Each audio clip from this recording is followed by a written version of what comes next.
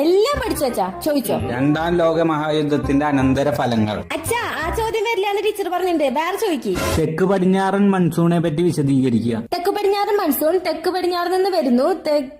അച്ഛാ ഇതൊക്കെ സിമ്പിൾ അച്ഛാ, കുറച്ച് ടഫായിട്ട് ചോദിക്കി. നാസിസം കൊണ്ട് ഉദ്ദേശിക്കുന്നത് എന്ത്? അതൊന്നും ഇമ്പോർട്ടന്റ് ക്വസ്റ്റൻ അല്ല അച്ഛാ, ഞാൻ മാർക്ക് ചെയ്തിട്ടില്ല, അതിന്ന് ചോദിക്കും. കേരളത്തിലെ മണ്ണിനങ്ങൾ ഏതൊക്കെ? തുടക്കം ഒന്ന് പറഞ്ഞുതരോ? കേരളത്തിലെ മണ്ണിനങ്ങളെ കേരളത്തിലെ മണ്ണിനങ്ങളെ വിവിധ തരത്തിൽ തരംതിരിച്ചിരിക്കുന്നു. അതിൽ തീരദേശ മണ്ണ്. തീരദേശ മണ്ണ് എക്കൽ എന്താ? എക്കൽ മണ്ണ്. എക്കൽ മണ്ണ് തീരദേശ മണ്ണ്, എക്കൽ മണ്ണ്. പിന്നെ നല്ലൊരു പേരുണ്ടായിരുന്നല്ലോ അച്ഛാ, ലാറ്ററൈറ്റ് മണ്ണ്. ലാറ്ററൈറ്റ് മണ്ണ്.